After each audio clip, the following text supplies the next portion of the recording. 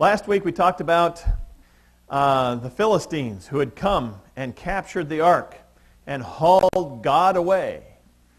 God left, and now the Israelites were in a lot of trouble, and things were absolutely horrible. And on top of that, they had no priests to talk to, no priests to ask for God's direction. Everything about their world had collapsed. They were even in danger of ceasing to exist as a nation. Would the Jews be wiped out by the Philistines? The Philistines thought that they were going to be wiped out. If we can capture your ark, if we can take over your God, who's going to protect you? Who's going to save you? Who's going to help you? And their whole world was collapsing. Unfortunately, they didn't turn to the Lord for another 20 years. You know, they just got used to a bad situation, and there they sat. We need to learn today from our understanding of what was going on in their world, how we can turn to the Lord and how we can come to repentance. The Israelites and the Philistines had learned so far that God doesn't behave the way we want him to behave in a lot of different situations. They had taken the ark into battle thinking, oh, hey, let's take God with us, and God will defeat the Philistines for us. God is not that kind of puppet.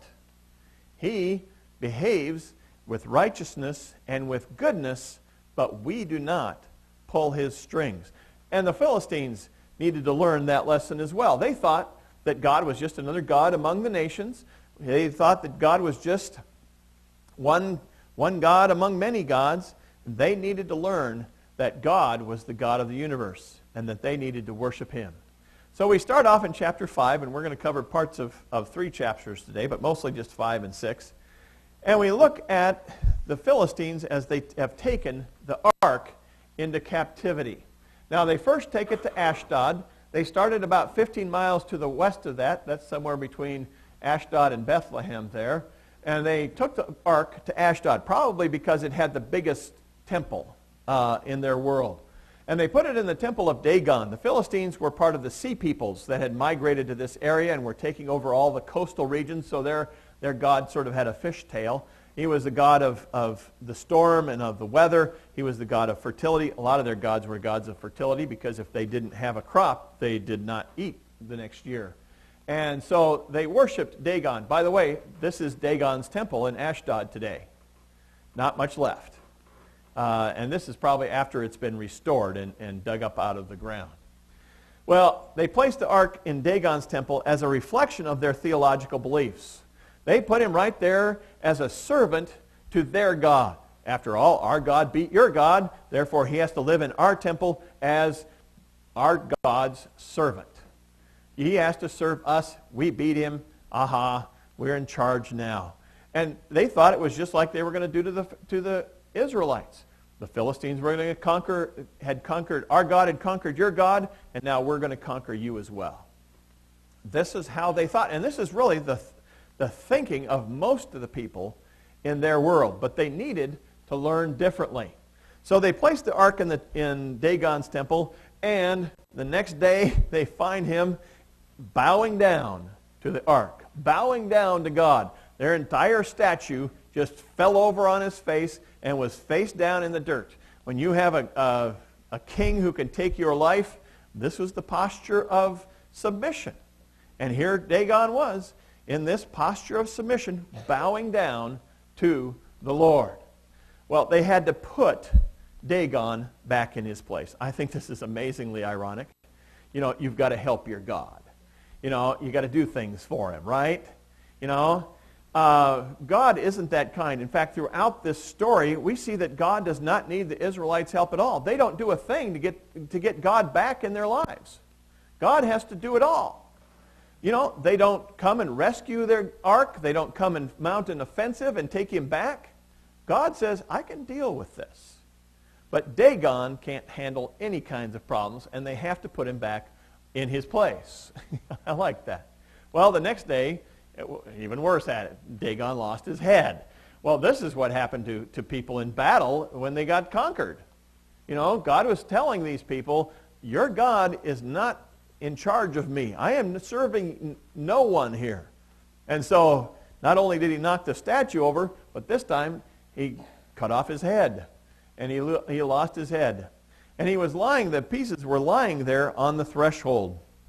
And it says in our chapter today that it was for that reason why they and a lot of other people who believed in sympathetic magic refused to step on the threshold. I don't know if you're familiar with sympathetic magic.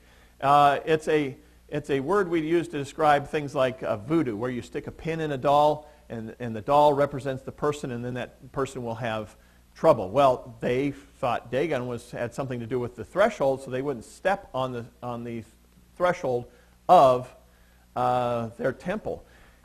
This idea continues on throughout the Bible. In fact, in Zephaniah, it talks about the priests of God not stepping on the threshold. You know, it continued to infiltrate Jewish worship. Even though God is saying, I have conquered this, it still crept back in to their lives and their worship. Well, the people of Ashdod and its vicinity were afflicted with tumors. Now, if you've got an old King James Bible, a really old King James Bible, it says emerods. In the newer King James Bibles, it says hemorrhoids. Now, I'm not going to explain what hemorrhoids are. You can talk to your kids about those. I found out a couple months ago that some of our kids in our church didn't know I have a clue what those were. And I'm going, you don't want to. Just wait. You can wait a while. But in King James, it says this. Now, I don't think that they were hemorrhoids. I think that they were tumors. In fact, they're very similar to the word that was used when God was defeating the Egyptians. The same sort of thing is happening all over again. God has been captured. He's gone into captivity. The Jews went down into Exodus. Now they're in Philistia. God is going to rescue himself this time. They don't even need to take him with him. He's going to come back by himself. They found out after they had this ark here for a while, and that their God kept falling over, and they kept having to put him back up and build him back together, put him back together. And they were inflicted with all these tumors that they finally decided, hey, we got to get rid of this guy. We got to get rid of this. This is just bad news for us. And so they moved him to Gath. They moved the ark to Gath, and they thought, oh, that'll solve the problem. Maybe he just didn't like the weather, in Ashdod. Well, worse things happened in Gath. It just went from bad to worse. And if you read the progression here, it got worse in Gath, and then it got even worse in Ekron, where people start dying because they kept the ark there. And so finally they decided, let's send it back. And this is where we get our 2 cows and our wagon here and the little mice down below. Did you notice the little mice down here and trailing along behind? I think those are little mice. Maybe they're rats.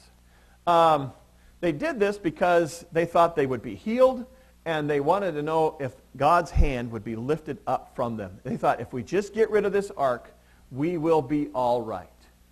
Well, that doesn't solve the problem for them. They're still Philistines. They still don't believe in the Lord. They may have gotten rid of their current problem, but they have not solved the issues in their life. Sending away a powerful deity, someone who is persecuting them, was a tricky matter in their minds. And so they consulted the priests and the diviners. They're showing that they do not understand who God is, because God had said diviners shouldn't even be allowed in the land. People who try to tell the future through reading palms or reading bumps in your head or reading the stars should not even be allowed. And the priests that they had didn't understand God as well, but they consulted the priests here in this story.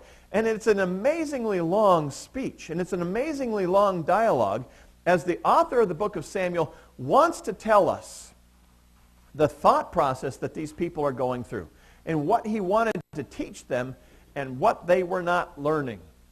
Has God really brought